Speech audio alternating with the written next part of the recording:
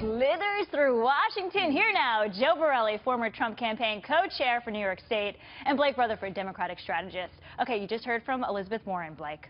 And even Bernie Sanders, he called this unfortunate that Barack Obama is accepting a $400G payday.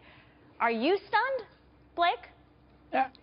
I'm not stunned. I think we need to take a step back and remember that in 2008, Barack Obama received more Wall Street contributions than any other candidate, and then what followed was Dodd-Frank and financial regulatory reform. True. He's been pretty tough on Wall Street. And remember, this money goes for a speech that's going to be at a health care conference.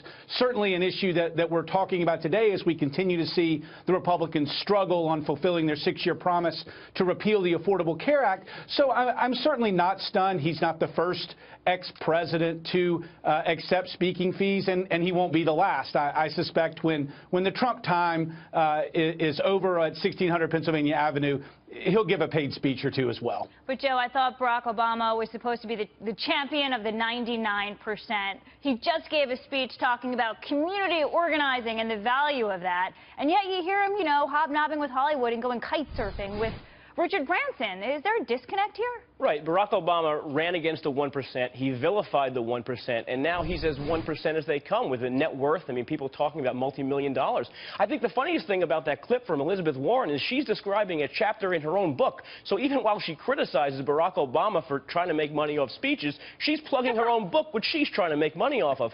The Obama-era Democratic Party ran against the banks, the fat cats, the Wall Street people, and they are too eager right now, despite all the sanctimonious and self-righteous rhetoric. They're all too happy to take their money now. That is an excellent point, Joe. Blake, I want to bring you to something that Barack Obama said in a 2010 speech, pushing tougher regulations on Wall Street, because he did certainly do that.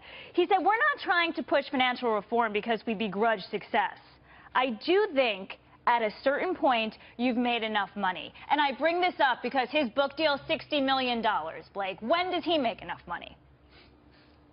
Well, I mean, I think it's very easy for Republicans to talk out of both sides of their mouth, considering the candidate they just put up for president and the lack of transparency in his entire financial enterprise, including failing to release his tax returns. Certainly a post-presidency is going to bring about some economic opportunity. It has for many presidents. And so I don't think you can criticize Barack Obama for a lucrative book deal any more so than you can criticize other past presidents for that kind of interest. I really think at the end of the day, this is much ado about nothing. Our eyes and attention need to be focused on the current president, his lack of financial transparency, the wrath of criticism that he's received, and his inability to get anything done. It's been 100 days, and there's nothing to show for it. Let's talk about that. There's a 1,208-point gain for the Dow Jones Industrial Average. Joe, I'll leave you with the final thoughts here. And the slowest first quarter economic growth that we've seen in years. He's just getting started. So let's be mindful. Tax cuts have not come in.